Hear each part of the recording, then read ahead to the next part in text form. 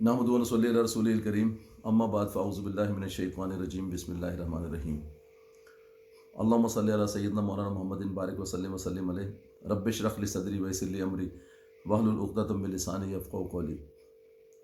अस्सलामु अलैकुम व रहमतुल्लाहि व बरकातुहू। नाज़रीन कराम, आप देख रहे हैं इजाज़ी वेलफेयर ऑर्गेनाइजेशन का यूट्यूब चैनल। मैं हूँ नईम नियाज़। प्रोग्राम है हमारा तफ़हीम दीन और सिलसिला है क़िस्सुल अंबिया। नाज़रीन कराम, आज क़िस्सुल अंबिया के सिलसिले में जिन नबी अलैहिस्सलाम का ज़िक्र आपके सामने मैं पेश करूँगा, वो तौहीद, क़ुरबानी और इस्तिक़ामत के पैकर, वो अजीम हस्ती जिन्हें रब्बे कायनात ने खलीलुल्लाह का ख़िताब दिया, यानी अल्लाह का दोस्त। और वो हस्ती जिन्होंने अल्लाह के हुक्म पर अपनी सबसे अजीज़ और प्यारी चीज़, अपनी औलाद, अपने बेटे की जैसी नेमत को भी अल्लाह की राह में क़ुरबानी के लिए पेश कर दिया। यानी आज हम हज़रत इब्राहीम खलीलुल्लाह के ऊपर तज़किरा करेंगे। नाज़रीन कराम, हज़रत इब्राहीम अलैहिस्सलाम का ताल्लुक़ इराक़ के शहर उर से था। आप की तारीख़ पैदाइश ज़िलहज्जा की पहली तारीख़ है। आपके वालिद आज़र, जो कि एक संग तराश यानी बुत तराश थे और बुत परस्त थे। नाज़रीन कराम, उस वक्त का जो दौर था, तो वहाँ एक बहुत ही ज़ालिम और फाजिर हुक्मरान और बादशाह की हुकूमत थी, जिसको तारीख़ नमरूद के नाम से जानती है। नमरूद बहुत ज़ालिम हुक्मरान था और बहुत दौलतमंद था। दौलत की रेल पे बेतहाशा थी।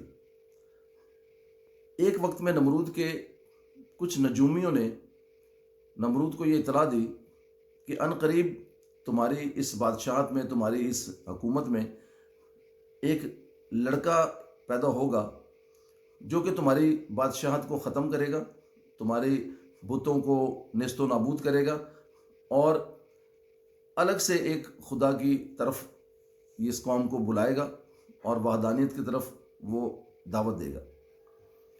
नमरूद को जब ये इतला मिली, पता चला, तो वो बहुत परेशान हुआ और उसने फ़ौरन ये हुक्म सादिर किया कि जहाँ जहाँ भी कोई भी लड़का पैदा हो उसको कत्ल कर दिया जाए। इब्राहीम अलैहिस्सलाम की जो वालदा थीं, वो हामिला थीं। उन्हें जब ये पता चला तो वो बहुत परेशान हुई। आखिर उन्होंने ये किया कि एक पहाड़ में, गार में वो चली गई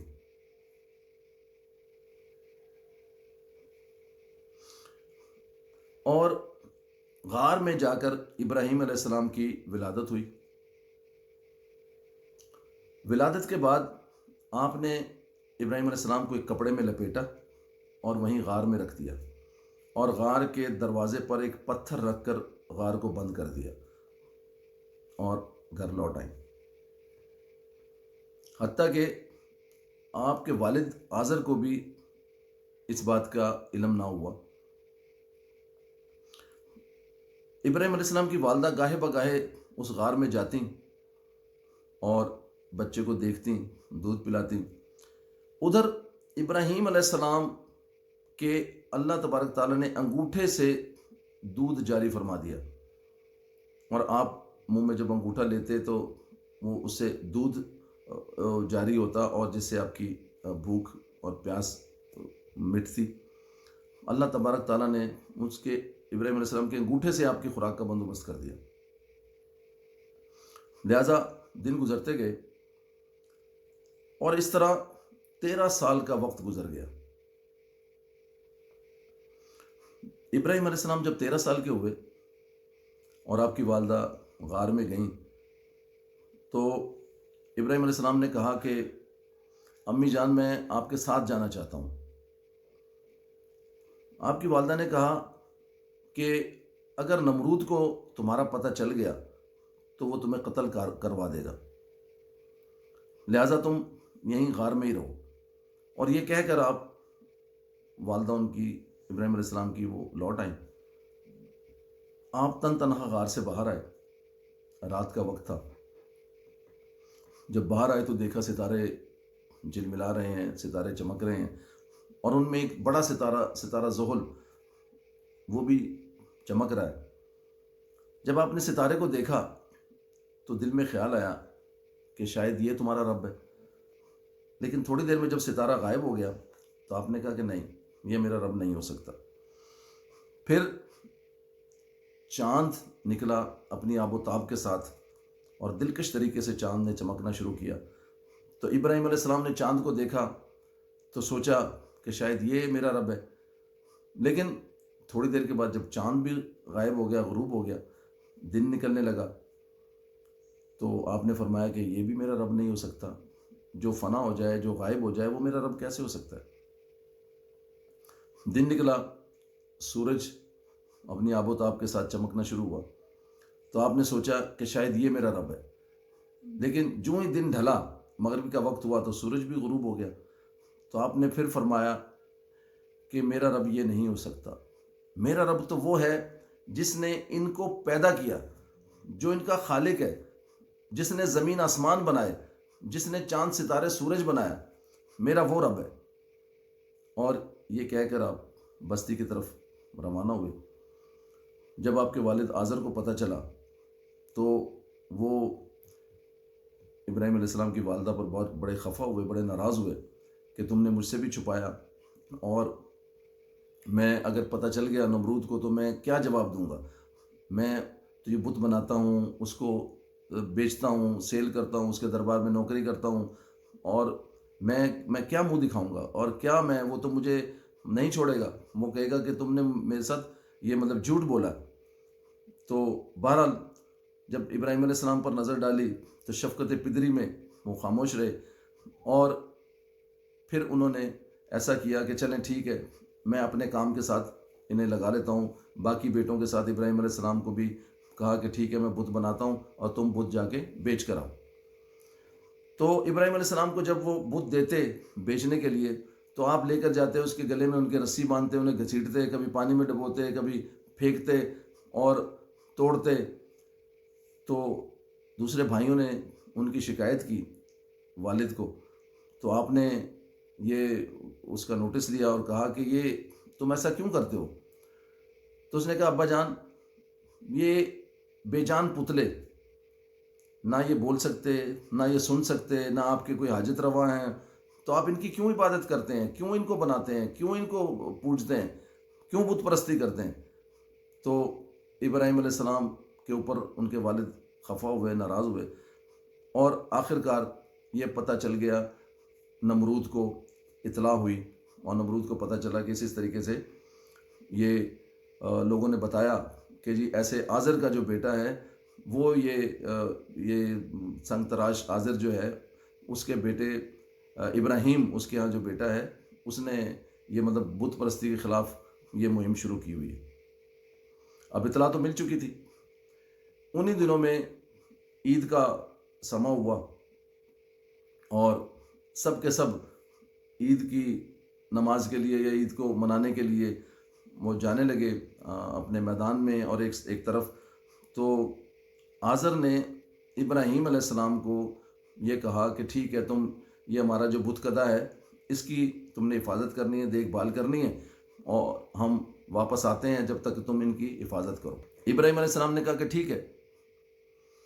جب وہ سب لوگ چلے گئے تو ابراہیم علیہ السلام وہ بت کدے میں گئے تو دیکھا کہ چاروں طرف جو بت کھڑے ہوئے ہیں، اور ان میں سے ایک سب سے بڑا بت وہ بھی موجود تھا۔ آپ نے کلہاڑی لی اور سب بتوں کو توڑنا شروع کر دیا، کسی کے بازو، کسی کی ٹانگ، کسی کا سر، کسی کا، سب کو توڑا، اور وہ کلہاڑی بڑے بت کے کندھے پر رکھ دی جو سب سے بڑا بت تھا۔ جب آزر ان کے والد واپس آئے تو انہوں نے دیکھا تو غصے میں لال پیلے ہو گئے، بیٹوں کو بلایا کہ یہ کس نے کیا؟ تو ان کے دوسرے بیٹوں نے بھی کہا کہ ابا جان آپ نے ابراہیم کی ڈیوٹی لگائی تھی دیکھ بھال کرنے کے لیے، تو یہ ابراہیم کا ہی کام ہے۔ ابراہیم کو بلایا کہ یہ کس نے کیا؟ تو ابراہیم علیہ السلام نے کہا کہ وہ جس کے کندھے پہ کلاڑی ہے آپ اس سے پوچھیں، وہ دیکھیں کلاڑی اس کے کندھے پہ رکھی ہوئی، آپ اس سے پوچھیں کہ کس نے کیا، وہ آپ کو جواب دے گا۔ تو آزر نے کہا کہ وہ تو بول نہیں سکتا۔ تو آپ نے کہا یہی تو میں بھی کہہ رہا ہوں کہ جو بول نہیں سکتا، جو حرکت نہیں کر سکتا، جو آپ کی بات نہیں سن سکتا، وہ آپ کا حاجت روا کیسے ہو سکتا ہے؟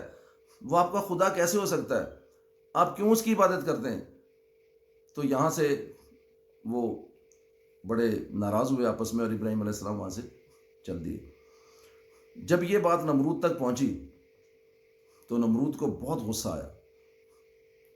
اس نے یہ کہا کہ ٹھیک ہے، اس کو سزا دیں گے، اور سزا کے لیے اس نے مشورہ کیا اپنے دربار میں، اپنے درباریوں سے، کہ اس کو کیا زیادہ سے زیادہ سزا دینی چاہیے۔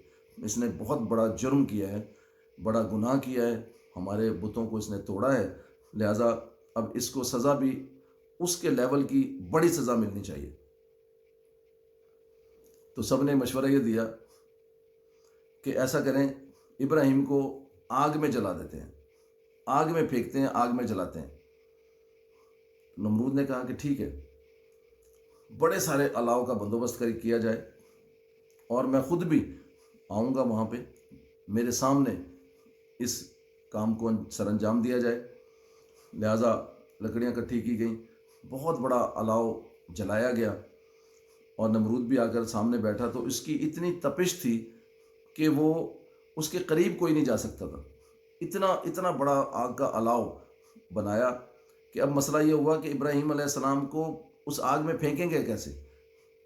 تو شیطان نے آ کر وہاں پہ مشورہ دیا کان میں کہ جی آپ اس کو ایسا کریں، منجنیک میں رکھیں۔ منجنیک ناظرین کرام اس دور کی ایک گن ہوتی تھی جس سے گولے برساتے تھے قلعوں کے اوپر، اور اس میں پتھر رکھ کے بڑے بڑے قلعے کی دیوار کو توڑنے کے لیے پھینکا کرتے تھے۔ وہ توپ اس دور کی وہ منجنیک کہلاتی تھی۔ چنانچہ ابراہیم علیہ السلام کو منجنیک میں رکھ کر اور پھینکا گیا۔ اب آپ یہ دیکھیں کہ وہ خلیل اللہ تھے، اللہ کے دوست تھے، تو فرشتوں نے بھی اللہ تبارک تعالیٰ کو کہا کہ اللہ تیرے خلیل کو آگ میں پھینک رہے ہیں۔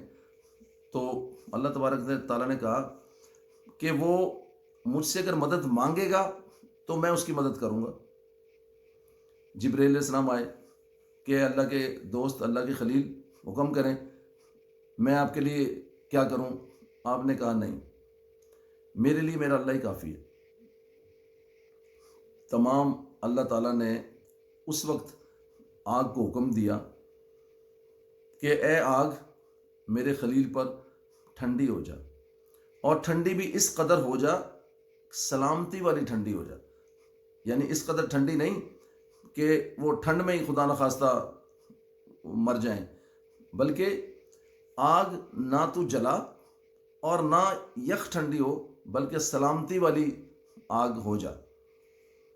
لہذا آگ گلزار بن گئی، اور ابراہیم علیہ السلام کئی دن تک جب اس الاؤ میں رہے، اور آپ کا ایک بال بھی بینکا نہ ہوا، نہیں جلے، واپس جب آ گئے باہر تو نمرود بہت حیران پریشان ہوا، اور پوچھا ابراہیم علیہ السلام سے کہ اے ابراہیم، تیرا خدا کون ہے؟ تو کس کی عبادت کرتا ہے؟ کیا کرتا ہے تیرا خدا؟ تو ابراہیم علیہ السلام نے کہا کہ میرا خدا پیدا بھی کر سکتا ہے اور مار بھی سکتا ہے۔ تو نمرود نے کہا یہ تو میں بھی کر سکتا ہوں۔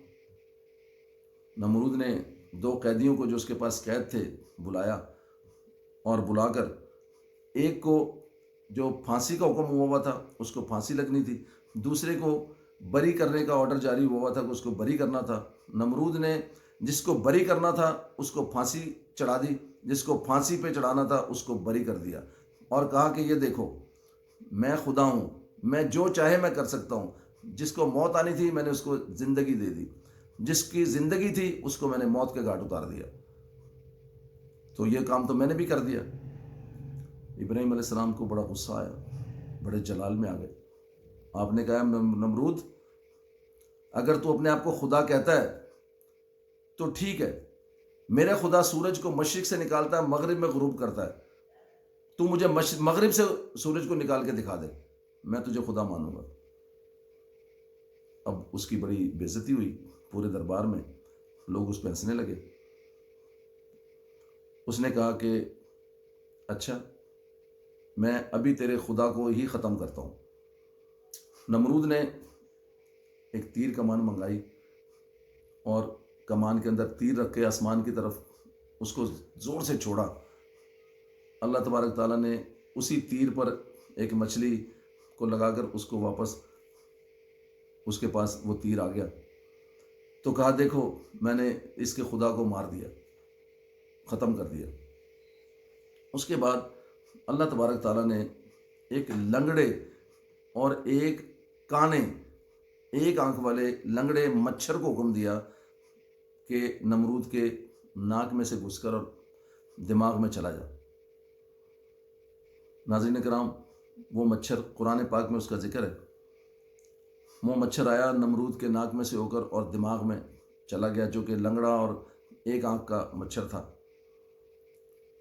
اور اس کے بعد جو نمرود کی حالت ہوئی، آپ یہ دیکھیں کہ حکیم اور طبیب اور سب نے اس کا علاج کر لیا، لیکن وہ تڑپتا رہتا تھا، اس کے چین نہیں آتا تھا۔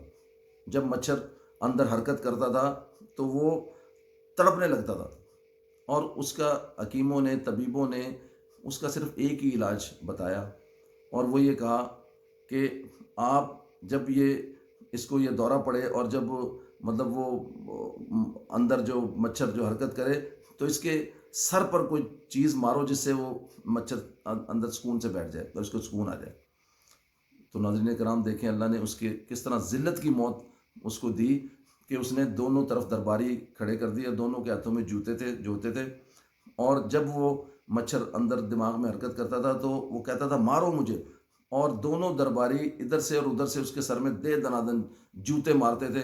جب وہ جوتے مارتے تھے تو مچھر سکون سے بیٹھتا تھا اور اس کو سکون آ جاتا تھا۔ اسی طریقے سے اسی اثناء میں اس نمرود کی موت واقع ہو گئی۔